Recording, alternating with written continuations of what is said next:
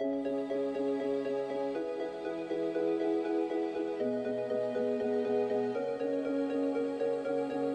suis Traoré Ali. Je me nomme Irad Bazali. Je suis Kalilatou Alexandre Sazonou-Badié.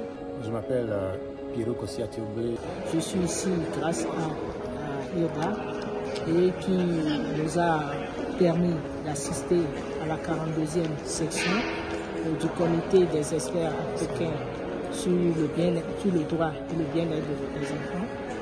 Et nous avons commencé à assister au forum des OSC, ce forum où nous avons beaucoup appris, où nous avons pu échanger avec les autres OSC qui étaient présentes, le Bénin, le Togo, la Côte d'Ivoire et le Burkina Faso. Nous avons animé une plénière et à l'occasion de laquelle nous avons présenté la situation des enfants dans le pays.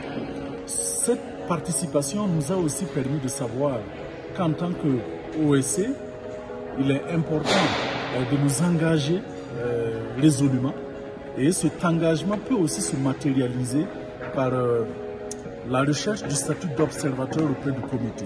Ce que nous allons faire une fois que nous serons de retour. La deuxième activité, la session du comité à proprement parler, qui se tient actuellement au siège de l'Union africaine.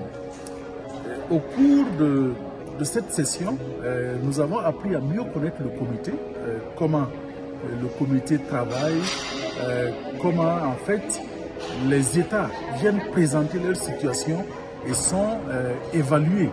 Voilà, évalués dans le sens de faire progresser les causes des droits de l'homme. Plusieurs organisations ont aussi pu faire des déclarations. Il y a eu un renforcement de capacité, sans doute sur des questions de mutilation génitale, sur des questions d'excision, sur des questions de violences faites aux enfants. Et j'avoue que une fois de retour au pays, un certain nombre d'actions seront entreprises. Nous allons sans doute faire beaucoup d'émissions, beaucoup de sensibilisation.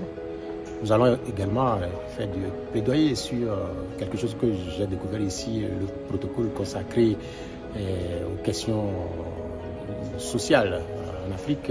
Ce protocole qui n'a pas été ratifié par beaucoup d'États.